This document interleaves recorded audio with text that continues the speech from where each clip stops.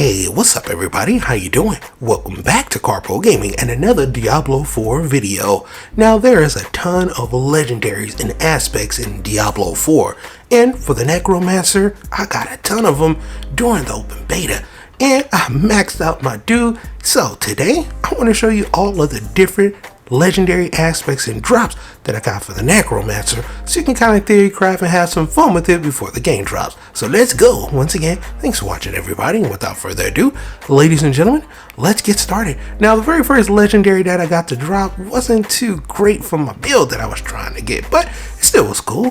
While channeling Incinerate, your burning damage is increased by 25%.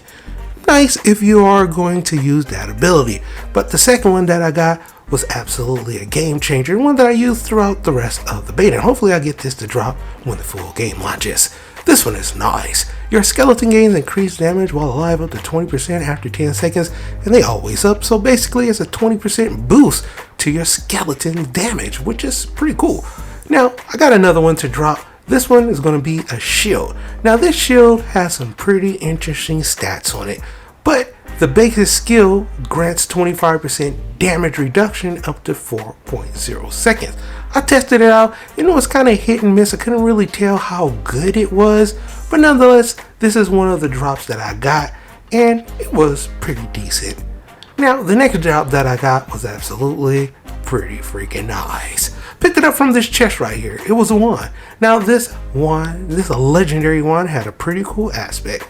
Blood mist triggers corpse explosion on surrounding corpses. When blood mist detonates a corpse, its cooldown is reduced by 1.5 seconds. Now, for everybody that was rocking that Necromancer blood build, this was essential, and it basically changed your blood mist into a whole new move. It was absolutely amazing.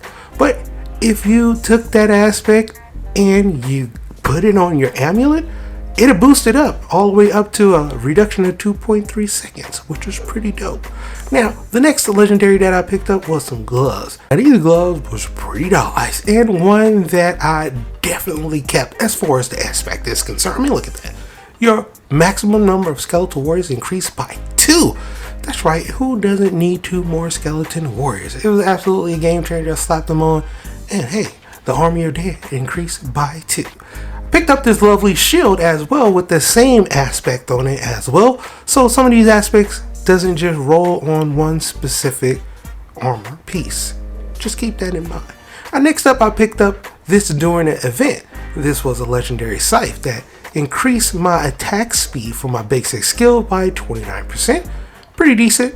And we also picked up on this lovely legendary ring during an event from one of the mobs. I picked it up and I was like, whoa, this is pretty cool. Blood Surge Nova echoes, again after a short delay, dealing 66% less damage, which means every time you trigger that Blood Nova is going to hit twice, and it does some absolute work. And I got it on this legendary sword as well. And as you can see, some of the stats changes a little bit, but it still was a really cool one to play around with. Also picked up on these legendary gloves for the Necromancer, and they was absolutely a game changer. Consuming a corpse increases the damage of your next core skill by 7% up to 35%. I played around with this during the beta. It was absolutely a ton of fun playing with your core skills and getting them boosted up at least a little bit. I also picked up this legendary wand. This wand was pretty cool. Deals 7.9 increased damage for each second you stand still up to 30%, and it was a huge damage boost for any weapon. It can be used for pretty much for anybody as well, not just for the Necromancer. Also picked up on this legendary dagger. Attacking enemies with a basic skill increases the damage of your next core skill cast by 8% up to 50%. Like I said, playing around with that, it definitely boosts up your core skill damage, and it was a whole lot of fun. Also picked up on this legendary two-handed scythe. Attacking enemies with a basic skill increases the damage of your next core skill by 20% up to 50%. So you see, it can drop on different weapons, and the skills can be just a little bit tweaked. So it's definitely good to, try to get the best one to improve your build. Next up, I picked up on this lovely legendary sword. Critical strikes with core skills increase your attack speed by 30% for 3 seconds. So a lot of stuff for your core skills right there for the Necromancer. Also picked up on this legendary ring during an event inside of a dungeon. The legendary ring came with this aspect. Critical strikes from the server have a 15% chance to spawn a pool of blight under the target that deals 40% in bonus damage. This effect can only happen once every 3 seconds. Didn't really get a chance to play with this, but it sounds really good. Also picked up on this legendary from this mob. Now you really don't see too many legendaries for your bone prison, but here is one that looks really interesting from this two-handed sword. The legendary aspect is pretty nice. When a segment of bone prison is destroyed or expires, it deals 26 damage in the area around itself. Sounds pretty interesting. Also picked up on this legendary ring that will enhance your blood lance. Really didn't play with the blood lance too much, but this one is pretty nice. When blood lance hits an enemy that it's already lanced, it has a 15% chance to fire a blood lance to a nearby enemy.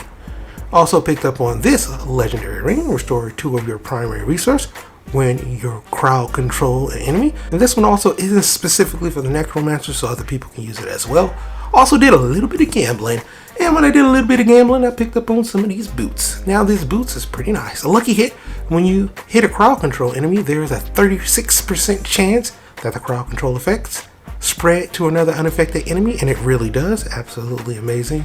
Also, blight defiled area when spawn pulls in enemies around the affected area. One that I absolutely didn't get a chance to play with, but it sounds pretty nice as well. Also got this from a dungeon. This legendary gloves is pretty cool. Let's check them out.